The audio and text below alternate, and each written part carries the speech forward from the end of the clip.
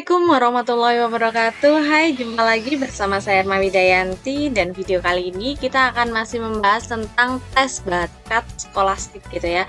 Jadi kali ini di tes bakat skolastik atau soal-soal skolastik kita akan berfokus pada penalaran logis atau disebut juga dengan silogisme. Teman, sebelum kita membahas soal-soal dari silogisme ini, kalian perlu tahu tentang konsep dari silogisme itu sendiri. Jadi konsep silogisme itu terdiri dari premis dan juga kesimpulan. Teman-teman harus tahu itu dulu karena nantinya akan banyak soal yang akan teman-teman hadapi. Kan nggak mungkin soalnya sama persis ya, tapi kalau konsepnya kalian udah tahu, kalian bisa menjawab soal-soal tersebut gitu.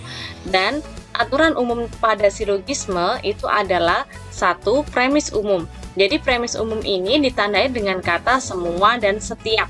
Jadi kalau ada kata semua dan setiap itu disebut dengan premis umum. Yang kedua adalah premis partikular atau partikular biasanya gitu ya. Jadi itu ditandai dengan sebagian, beberapa, ada, sementara, itu namanya partikular. Gitu. Itu untuk konsepnya. Kemudian aturan-aturan yang ada di silogisme ini juga ada yang namanya teknik penarikan kesimpulan. Kan ada dua premis nih, bahkan kadang ada 2 sampai 3 atau lebih ya premis yang ada. Bagaimana kita menentukan penarikan kesimpulan?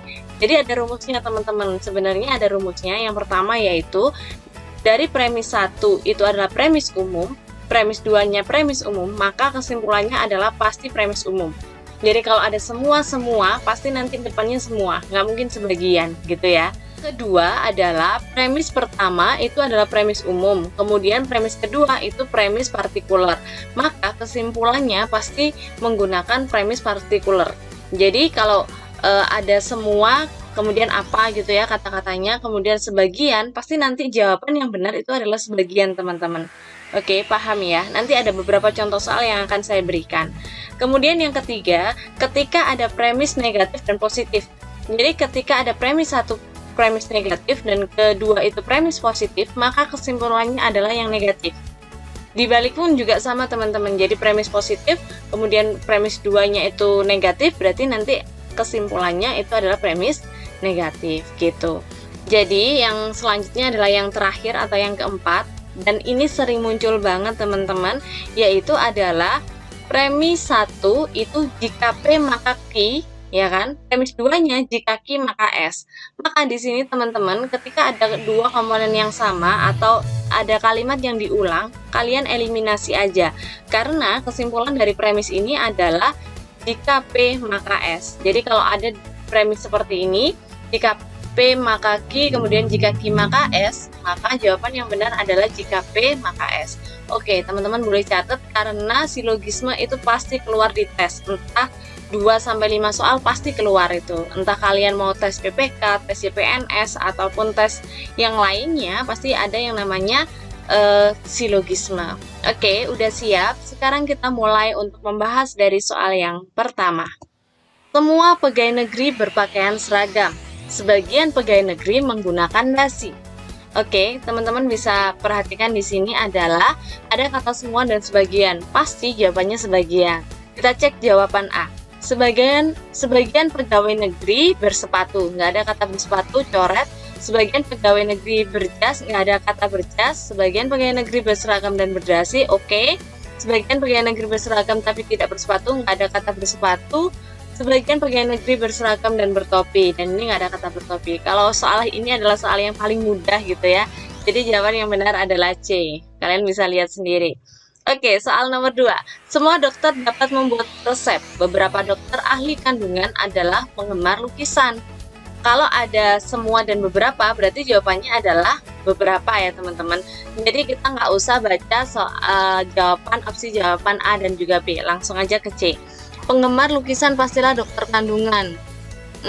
Mungkin, tapi di sini ada beberapa ahli kandungan, beberapa. Jadi kalau penggemar lukisan pastilah itu berarti semua teman-teman. Jadi nggak mungkin. D. Beberapa dokter kandungan dapat membuat resep adalah penggemar lukisan. Beberapa dokter kandungan dapat membuat resep adalah penggemar lukisan. Nah ini benar teman-teman. Karena semua dokter bisa membuat resep dan beberapa dari dokter kandungan adalah penggemar lukisan. Jadi jawaban yang benar adalah D. Selanjutnya nomor 3. Semua makhluk hidup pasti mati. Batu bukan makhluk hidup. Ini jelas banget, kalian sudah bisa narik kesimpulan ya, bahwa kita lihat di jawaban A, batu tidak dapat mati. Ya benar, langsung aja ya teman-teman, karena jawabannya udah jelas, semua makhluk hidup bisa mati dan batu itu bukan makhluk hidup. Berarti jawaban yang pasti adalah A, batu tidak dapat mati. Oke, soal keempat. Pengurus koperasi seharusnya berjiwa sosial. Sebagian ketua rukun tetangga pernah menjadi pengurus koperasi. Oke, jadi ada dua premis di sini. Teman-teman mohon maaf, itu harusnya setelah sosial ada koma ataupun titik gitu ya. Kita cek yang A, ketua rukun tetangga itu selalu berjiwa sosial. Nggak mungkin teman-teman, karena di sini hanyalah sebagian. Tidak ada ketua rukun tetangga yang tidak berjiwa sosial. Berarti ketika ada kata tidak ada, itu adalah semua, ya kan? Berarti juga bukan. Semua pengurus koperasi berjiwa sosial. Enggak juga, karena di sini adalah pengurus koperasi harusnya berjiwa sosial.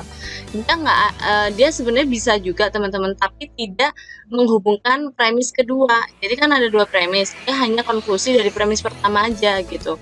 Sebagian ketua rukun tetangga berjiwa sosial, mungkin kita coba C, oke, karena E. Kita coba E-nya ini ada kata semua, nggak mungkin. Berarti jawaban yang benar adalah D. Karena di sini ada sebagian diturunkan, berarti sebagian rukun tetangga adalah berjiwa sosial. Gitu ya teman-teman. Jadi ini emang agak lebih cepat, nanti kalian bisa diulang-ulang untuk videonya kalau saya kecepatan. Tapi karena soalnya masih muda-muda, bolehlah. Nanti semakin kesini soalnya akan semakin sulit. Oke. Nomor 5. Bila N lewat P harus tambah J, sebagian N tidak punya J. Oke, bila N lewat P maka harus tambah J. Berarti kalau dia lewat P maka harus menambah J, tapi sebagian N tidak punya J. Jawaban A, kalian eliminasi langsung ya yang ada semuanya. Karena ini kan sebagian, jadi kalau ada kata sebagian itu hemat banget, kita nggak usah ngecek yang semua. Berarti yang B, sebagian N tidak lewat P boleh. Kemudian kita lihat sebagian N tidak punya J. Ini adalah bukan konklusi, tapi ini ada premis, sama kan? Tidak semua N lewat J, nggak ada kata lewat J. Berarti jawaban yang benar adalah sebagian N tidak lewat P. Karena apa? Dia tidak mempunyai J gitu. Oke, jelas sampai sini. Sekarang lanjut ke nomor 6. Semua pohon di kebun anggun berdaun hijau. Ada pohon X berdaun kuning. Oke, jadi semua, dan di sini ada. Berarti kan ada partikulernya ya teman-teman. Nah, kita lihat pohon X tidak berada di kebun anggun. Oke, kita skip dulu. Tidak semua pohon berdaun hijau. Tidak semua pohon berdaun hijau. Enggak juga. Tidak semua pohon di kebun anggun berdaun hijau. Ini jelas salah, karena semua pohon yang berdaun hijau kan di sini. Di kebun anggun ada pohon yang berdaun kuning. Enggak, ini salah, karena semua pohon ini pohon berdaun kuning hanya ada satu, enggak ada keterangannya. Jadi jawaban yang benar itu adalah pohon X tidak berada di kebun anggun. Kenapa tidak semua pohon berdaun hijau?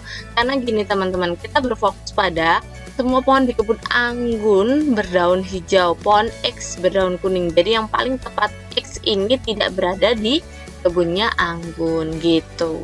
Paham ya? Oke, kita lanjut di nomor 7. Baim adalah orang kampung. Baim bekerja sebagai buruh tani. Banyak buruh tani yang tekun. Boim adalah teman Baim. Nah, teman-teman, ini bisa terjadi dan mungkin ini sudah masih simpel ya. Nanti akan ada beberapa premis yang kita harus memberikan kesimpulannya gitu. Jadi di sini ada 4 premis, di mana Baim adalah orang kampung, Baim bekerja sebagai buruh tani, banyak buruh tani yang tekun, Boim adalah teman Baim. Kita cek jawaban A. Baim memang tekun. Enggak juga. Teman-teman, Boim tidak ada yang malas. Boim enggak juga, nggak ada ketentuan ya teman-teman. Kemudian Boim sama sekali tidak tekun, nggak ada keterangannya juga. Boim juga pasti tekun, nggak ada juga. Baim mungkin sekampung dengan Boim. Nah, ini mungkin teman-teman, kenapa? Karena dia kan ada orang kampung, Boim adalah teman Baim, kemungkinan dia sekampung kan gitu. Jadi kalian bisa mengeliminasi yang ini, 2 baris ini, jadi itu akan lebih gampang. Oke, jawaban yang benar adalah E gitu. Nomor 8. Semua mahasiswa harus mengikuti tes IQ. Calon mahasiswa perempuan mengikuti tes EQ. Oke. Semua mahasiswa harus IQ, calon yang perempuan aja untuk EQ. Beberapa mahasiswa perempuan harus mengikuti tes EQ. Kalau di sini ada calon mahasiswa perempuan, berarti ini semua teman-teman. Jadi kan nggak mungkin ya. Kemudian, semua mahasiswa harus mengikuti tes EQ, IQ, dan SQ. Nggak ada SQ di situ, kita nggak tahu ada apa nggak. Sejumlah calon mahasiswa laki-laki tidak boleh mengikuti tes EQ. Di sini sebenarnya nggak ada ini ya teman-teman, nggak ada keterangan yang menyebutkan bahwa laki-laki itu boleh apa enggak, tapi yang diwajibkan itu yang perempuan, jadi nggak juga sih. Kemudian tes IQ, EQ, dan SQ bukan yang harus diikuti, ini jelas bukan. Tidak ada kesimpulan yang benar. Oke, mungkin kalian akan racun di beberapa mahasiswa perempuan harus mengikuti tes EQ, sedangkan di sini tulisannya adalah calon mahasiswa perempuan mengikuti tes EQ. Kita jelasin teman-teman.